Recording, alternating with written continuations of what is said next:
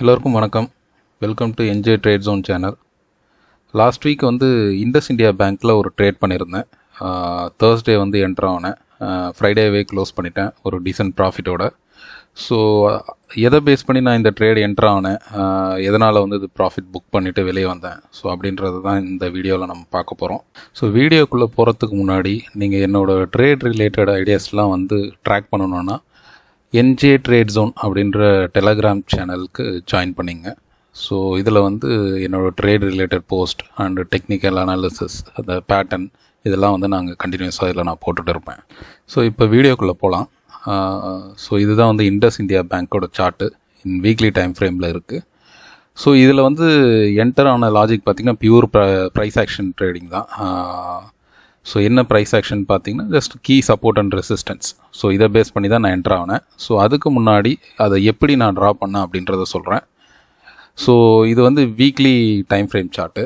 So இதில் பார்த்தீங்கன்னா எக்ஸாக்டாக இப்போ கரண்ட்டாக இண்டஸ் இந்தியா பேங்க் பார்த்தீங்கன்னா நியர்லி 1000 இந்த ரேஞ்சில் வந்து ட்ரேட் ஆகிட்டு இருந்தது. ஸோ அந்த லெவல்லேருந்து நான் ஒரு key support and resistance draw பண்ணி வச்சுருந்தேன்.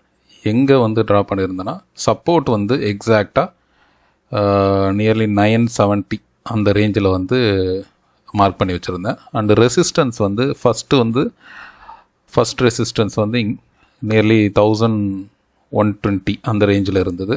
ரெண்டாவது ரெசிஸ்டன்ஸ் வந்து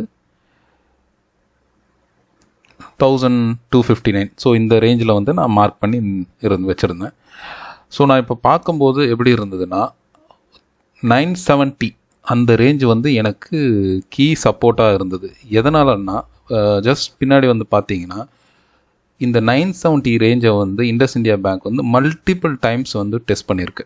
இங்கே பார்த்தீங்கன்னா மல்டிபிள் டைம்ஸ் வந்து டெஸ்ட் பண்ணி அதுக்கப்புறம் தான் இங்கேருந்து பிரேக் அவுட் ஆகிருக்கு. ஸோ இங்கேருந்து பிரேக் அவுட் ஆகி அதுக்கப்புறம் ஒரு சின்ன ரீட்ரேஸ்மெண்ட், அதுக்கப்புறம் பார்த்திங்கன்னா ஒரு பிக் ரேலி, அதுக்கப்புறம் பார்த்திங்கன்னா அங்கேருந்து டவுன் ட்ரெண்டில் இருந்திருக்கு. அதுக்கப்புறம் இந்த கொரோனானால ஒரு பெரிய crash, so all time low. So அங்கே போயிட்டு மறுபடியும் வந்து இந்த ஸ்டாக் வந்து ரீட்ரேஸ் ஆகி அப் ட்ரெண்ட் வந்து கண்டினியூ ஆகிட்டு இருந்தது. ஸோ கரெக்டாக இங்கே பார்த்தீங்கன்னா அந்த 970 லெவலில் எக்ஸாக்டாக பார்த்தீங்கன்னா ஒரு பிரேக் அவுட் நடந்திருக்கு, ஃபஸ்ட்டு பிரேக் அவுட். அதுக்கப்புறமா ஸோ இந்த பிரேக் அவுட் நடந்திருக்கு. அதுக்கப்புறம் பார்த்திங்கன்னா நம்மளோட ஃபஸ்ட்டு ரெசிஸ்டன்ஸ் லைனை வந்து டச் பண்ணி ஒரு ரீட்ரேஸ் ஆகிருக்கு. ஸோ இந்த ரீட்ரேஸ்மெண்ட் பார்த்திங்கன்னா இந்த லோவை வந்து பிரேக் பண்ணல, ஓகேங்களா. இந்த லோவை வந்து ப்ரீவியஸ் லோ, இது ப்ரீவியஸ் லோ, இந்த ப்ரீவியஸ் லோவை வந்து பிரேக் பண்ணல. ஸோ பிரேக் பண்ணாமல் என்ன ஆயிருக்கு, அகெயின் வந்து மார்க்கெட் வந்து அப் ட்ரெண்ட் வந்து கண்டினியூ ஆகிருக்கு. ஸோ ரெண்டாவது வாட்டி பிரேக் பண்ணும்போது பார்த்திங்கன்னா இந்த கேண்டல் சைஸ் பார்த்திங்கன்னா இட்ஸ் கம்ப்ளீட்லி புல்லிஷ் கேண்டல். ஃபுல்லாகவே இந்த ரெசிஸ்டன்ஸ் லைனை வந்து பிரேக் பண்ணியிருக்கு. ஸோ இதுக்கப்புறம் வந்து நான் வந்து டெய்லி டைம் ஃப்ரேமுக்கு ஸ்விட்ச் ஓவர் பண்ணிக்கிறேன். ஸோ டெய்லி டைம் ஃப்ரேமில் பார்த்திங்கன்னா உங்களுக்கு கிளியராக தெரியும். ஸோ இது கம்ப்ளீட்டாக வந்து புல்லிஷ் தான். இந்த 970, ஸோ இதுதான் வந்து கீ லெவல். இந்த கீ லெவலை பிரேக் பண்ணி நான் என்ட்ரு ஆகிறதுக்கு முன்னாடி எங்கே இருந்ததுன்னா கரெக்டாக வந்து மார்க்கெட் 1022 அந்த ரேஞ்சில் வந்து ட்ரேட் ஆகிட்டு இருந்தது. இந்த டைமில் நான் என்ன பண்ணேன்னா இது வந்து கீ சப்போர்ட்டுக்கு மேலே தான் இருக்குது, ஓகேங்களா. ஸோ இந்த 970ன்றது கீ லெவல். நான் என்ன பண்ணேன்னா இதை வந்து நான் ட்ராக் பண்ணல. என்ன பண்ணேன், ஜஸ்ட் சென்சிபிள் என்னோடய ஆப்ஷன்ஸ் ட்ரேடிங் பிளாட்ஃபார்மில் போய் இந்த 970 வந்து ப்ரைஸ் அலர்ட் செட் பண்ணிட்டேன். ஸோ இண்டஸ் இந்தியா பேங்க் வந்து 970 லெவல் வந்தால் எனக்கு வந்து அலர்ட் வரா மாதிரி நான் செட் பண்ணியிருந்தேன். ஸோ அது மட்டும் காரணம் இல்லை, இன்னொன்று என்னென்னா, ஸோ இதில் வந்து ஒரு ட்ரெண்ட் ஃபார்மேஷனும் தெரிஞ்சுது. ஸோ இங்கே பார்த்தீங்கன்னா ஓகே, ஒரு ட்ரெண்ட் ஃபார்மேஷன் மாதிரி தெரிஞ்சுது. நெக்ஸ்ட் டே இந்த பேட்டர்ன்லாம் நான் ஐடென்டிஃபை பண்ணி நெக்ஸ்ட் டேவே பார்த்தீங்கன்னா ஒரு பிக் வாலட்டிலிட்டி, நியர்லி பார்த்தீங்கன்னா ஒரு கிட்டத்தட்ட வந்து ஒரு 7%, 1034 எக்ஸாக்டாக 965 இந்த ரேஞ்ச் வரும். நியர்லி 7% வந்து இந்த ஸ்டாக் வந்து ஃபால் ஆச்சு. ஃபால் ஆகும்போது கரெக்டாக நான் ஆல்ரெடி செட் பண்ணியிருந்த அலர்ட் பார்த்திங்கன்னா கரெக்டாக 970 வந்து எனக்கு ட்ரிகர் ஆச்சு. எனக்கு அலர்ட் வந்த இமீடியட்டாகவே நான் இந்த சார்ட்டை ஓப்பன் பண்ணி செக் பண்ணேன். செக் பண்ணி ஜஸ்ட் 5 மினிட் கேண்டலில் போயிடுறேன். ஸோ இங்கே பார்த்தீங்கன்னா இதுதான் வந்து ஷார்ட்டர் டைம் ஃப்ரேமில் அதோட ப்ரைஸ் மூமெண்ட். ஸோ நியர்லி பார்த்தீங்கன்னா அன்றைக்கி வந்து 1037 லோவஸ்ட்டு பார்த்தீங்கன்னா கிட்டத்தட்ட 964 அந்த ரேஞ்ச் வந்து வரைக்கும் இறங்குச்சு. ஸோ 970 வந்தவுடனே எனக்கு வந்து ப்ரைஸ் அலர்ட் வந்து வாட்ஸ்அப்பில் எனக்கு ட்ரிகர் ஆகிடுச்சு. ஸோ வந்தவுடனே நான் ஓப்பன் பண்ணி பார்க்கும்போது இந்த கேண்டலில் தான் கரெக்டாக நான் என்ன பண்ணேன், ஆம்புஷ் என்ட்ரி. ஸோ நான் வந்து தயங்கவே இல்லை, டைரெக்டாகவே ப்ரைஸ் கரெக்டாக இந்த 970 கிட்ட ட்ரேட் ஆகிருந்தது. அங்கேயே நான் என்ன பண்ணேன், ஒரு கால் ஆப்ஷனை பை பண்ணேன். எக்ஸாக்டாக எதனாலனா, ஒன்று 970ன்றது வந்து ஒரு கீ சப்போர்ட்டாக இருக்குது, ப்ளஸ் இந்த ட்ரெண்ட் லைனும் பார்த்திங்கன்னா அடிஷ்னல் சப்போர்ட்டாக இருந்தது. ஸோ இதனால தான் நான் என்ன அசியூம் பண்ணேன்னா, ஸோ இதுக்கு கீழே வந்து பிரேக் அவுட் ஆகி கீழே போகிறதுக்கான வாய்ப்புகள் ரொம்ப கம்மி அப்படின்றதுனால ஐ டேக் வந்து ஆம்புஷ் என்ட்ரி.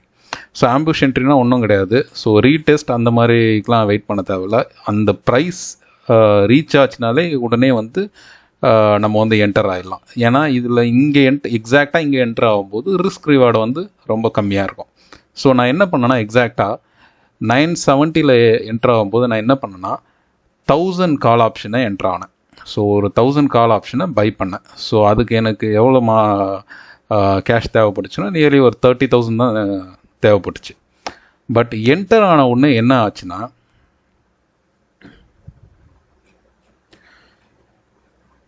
ஸோ எக்ஸாக்டாக நான் 970 என்டர் ஆனேன்.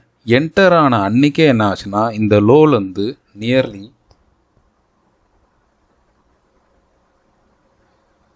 அகெயின் வந்து ஒரு 6%க்கு மேலே ரீட்ரேஸ் ஆகிடுச்சு. ஸோ அதே ஆன் சேம் டே 1023 கிட்ட ரீச் ஆச்சு. ஸோ அன்றைக்கே பார்த்தீங்கன்னா எனக்கு வந்து மோர் தென் 15,000 வந்து நான் ப்ராஃபிட்டில் இருந்தேன். பட் அந்த ப்ராஃபிட் வந்து நான் புக் பண்ணல.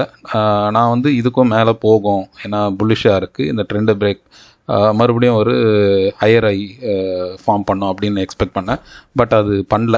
அன்றைக்கே பார்த்தீங்கன்னா கொஞ்சம் ரீட்ரேஸ் ஆகி கீழே வந்துருச்சு. கீழே வந்த உடனே சம்வேர் வந்து ஒரு 1000 அந்த ரேஞ்சில் மார்க்கெட் க்ளோஸ் ஆச்சு. மார்க்கெட் க்ளோஸ் ஆன உடனே என்னோடய ப்ராஃபிட் வந்து அரௌண்ட் 16,000 to 10,000 ரெடியூஸ் ஆகிடுச்சு. பட் தேர்ஸ்டே வந்து நான் ஹோல்ட் பண்ணேன்.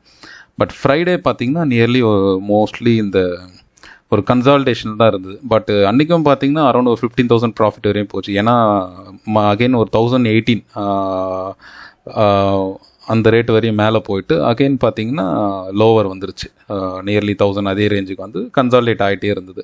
ஸோ நான் வந்து வீக்கெண்டு வருதுன்றதுனால நான் மோஸ்ட்லி வீக்கெண்ட் வருதுன்னா நான் ஃப்ரைடேஸ் வந்து எந்த ஓப்பன் பொசிஷன் வச்சுக்க மாட்டேன், க்ளோஸ் பண்ணிவிடுவேன். ஸோ அதனால் வந்து நான் இங்கே க்ளோஸ் பண்ணிட்டேன். ஸோ அப்போது க்ளோஸ் பண்ணும்போது பார்த்தீங்கன்னா எனக்கு வந்து நியர்லி 10,000 ப்ராஃபிட் இருந்தது. ஸோ 10,000ன்றது almost nearly above 30% from my investment. நான் இதில் பார்த்தீங்கன்னா ஒரு 30,000 தான் இன்வெஸ்ட் பண்ணேன். பட் எனக்கு வந்த ப்ராஃபிட் பார்த்திங்கன்னா நியர்லி ஒரு 33%. ஸோ இது வந்து கன்சோலில் என்னோடய ப்ராஃபிட் ஸ்க்ரீன்ஷாட்டு. ஸோ இதில் பார்த்திங்கன்னா நியர்லி ஒரு 10,000 வந்து ப்ராஃபிட்டு புக் பண்ணியிருக்கேன். ஸோ எக்ஸாக்டாக 33.13%. ஸோ இப்படி தான் வந்து நான் இண்டஸ் இந்தியா பேங்க்கில் ப்ரைஸ் ஆக்ஷனை பேஸ் பண்ணி ஆப்ஷன்ஸில் ட்ரேட் பண்ணேன். இதில் ஏதாவது டவுட் இருந்ததுன்னா கமெண்ட்ஸில் போஸ்ட் பண்ணுங்கள். இந்த வீடியோ பிடிச்சிருந்ததுன்னா லைக் பண்ணுங்கள். சப்ஸ்கிரைப் பண்ணாதவங்க சப்ஸ்கிரைப் பண்ணுங்கள். நன்றி, வணக்கம்.